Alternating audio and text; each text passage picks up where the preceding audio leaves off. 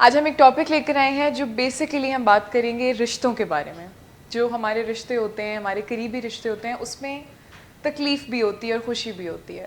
تو آج بیسک جو ہم بات کریں گے وہ یہ کریں گے جو تکلیف دہ جذبات ہوتے ہیں ہمارے رشتوں میں, ہم نے ان کو کس طرح سے مینیج کرنا ہے. لیکن اس سے پہلے مسٹر مائرہ سے پوچھنا چاہوں گی کہ یہ تکلیف دہ جذبات ہوتے کیا ہیں؟ اینی نیگیٹو فیلنگس, تکلیف دہ جذبات تو کسی کے لیے غصہ ہو سکتا ہے, کسی کے لیے سیڈنس ہوتے ہیں. جو بھی ہمارے منفی جذبات ہوتے ہیں وہ انسان کے اندر تکلیف ہی پیدا کرتے ہیں. جیسے ہم ہرٹ ہونا, ایک عام سبھی جانتے ہیں اس ورڈ کو کہ ہرٹ ہوتے ہیں.